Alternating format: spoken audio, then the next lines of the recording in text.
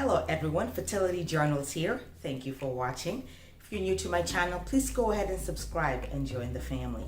I decided to start this YouTube channel after going through my own infertility journey. And when I was going through that journey, I relied very heavily on YouTube as a source of support. And so when my journey ended up being successful after 12 IVF cycles, I thought that I would also be a part of the conversation in this space to be able to motivate, educate, and inspire you. So if you feel that you may have something to gain, something to benefit, please go ahead and subscribe, and thank you for watching. If you are watching this video and you are over the age of 35 and you are single and you are feeling nervous, you're feeling petrified, you don't know where to start, you are hearing these conversations happening all the time about the biological clock, and you're thinking, oh my gosh, where do I start? What do I do? Then this video is for you. The first bit of advice I wanted to share with you is that you are definitely not alone. I was actually in those same shoes, and for me, it actually happened when I was about 41 years of age, 40 turning 41. And my reproductive endocrinologist, actually not my RE, because I hadn't seen an RE at the time, believe it or not. At the time I was having this conversation, but my OB was sharing with me the fertility window, and she said literally that I have to get it going because by 43 years of age, fertility diminishes. And I remember the joke that I made was, oh my gosh, how much time do I have? Do you mean 43, the day that I turn 43 years of age, or do you mean 43 until the day before I turn 44? Because there's a big difference, because that gives me a whole year. And I remember my OB just laughed, and we have been respectful of one another and in close contact ever since.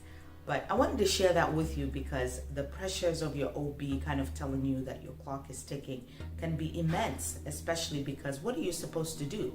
Are you supposed to create this individual that you're supposed to spend the rest of your life with? How does it all work?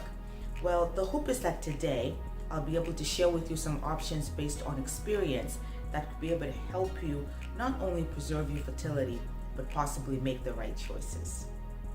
So the first thing you want to do if you are over the age of 35 and you are single, you're not dating anybody, I would like for you to consider to try for fertility testing.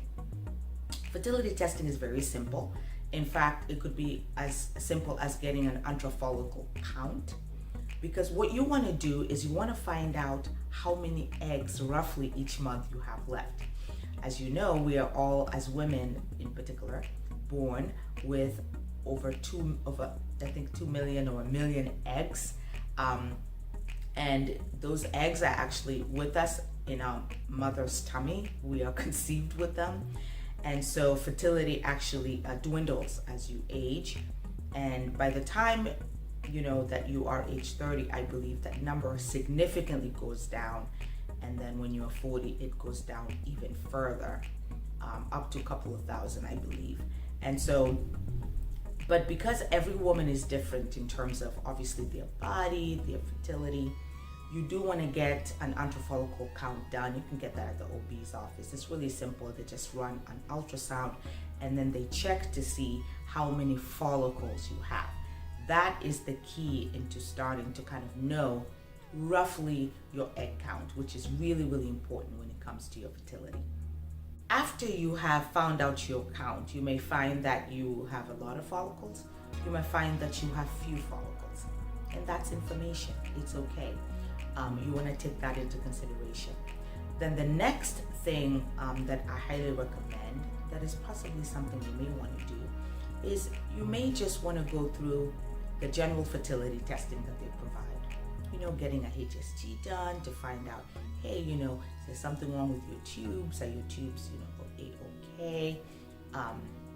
You want to also find out your antimalarial hormone, which is the AMH.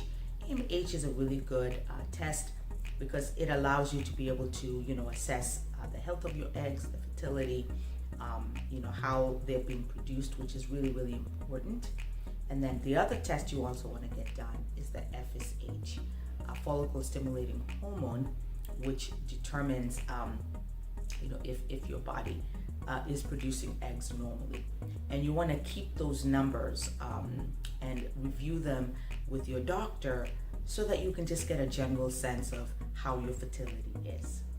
So after you've done those two things, your antral follicle count, general fertility testing done, what will happen is your doctor will have a conversation with you. The conversation could go one in two ways. It could be that, hey, your fertility is running out, which is most probably what they're going to say. It's time for you to think about having a baby. Or they could say, you know what, yeah, it's time for you to think about having a baby, but your numbers look good and you're good to go.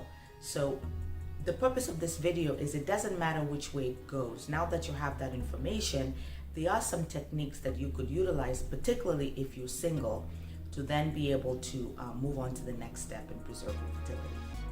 So the third thing that you want to do is to consider freezing your eggs.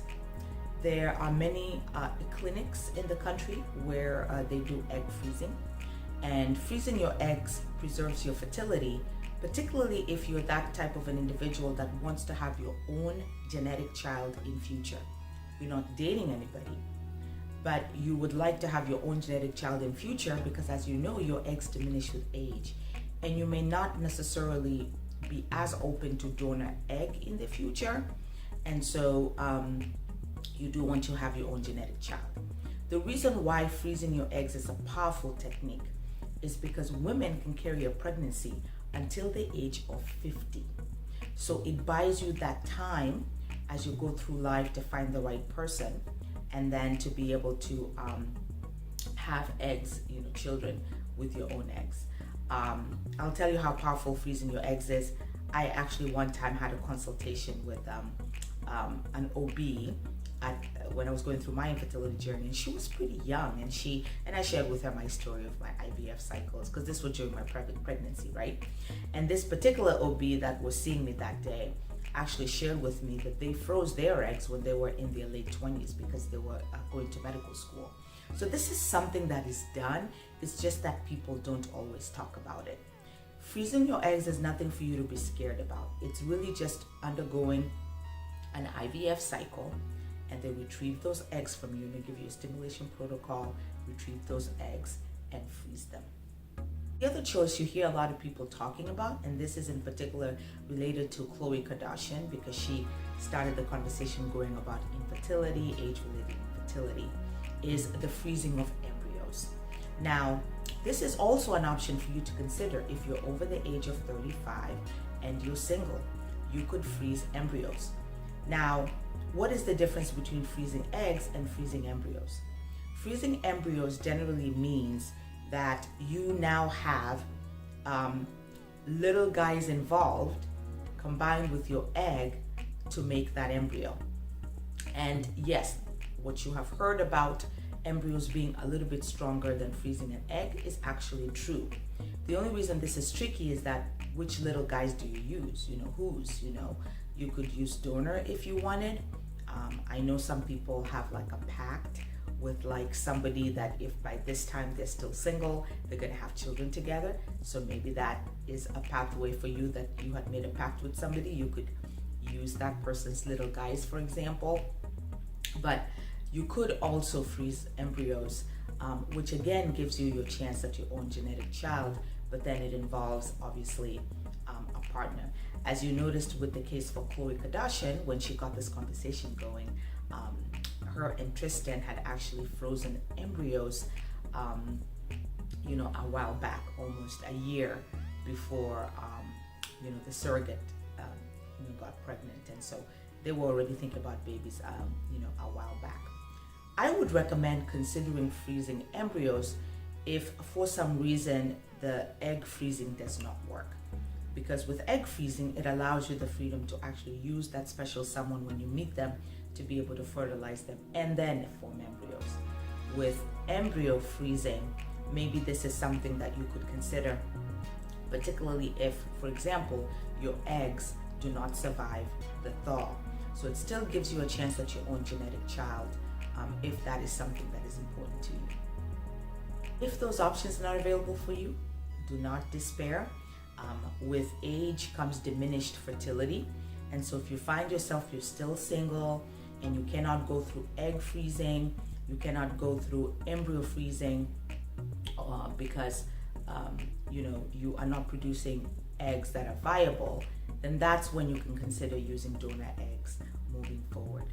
And lots of women have used donor eggs, and really the blessing of that is that you get to carry the child, which is a wonderful gift in itself, and to raise the child, which is a wonderful gift in itself. And if you are interested in donor egg and the journey, there are many YouTubers who have found great success with donor egg. The one most recently is Uniquely Ursi.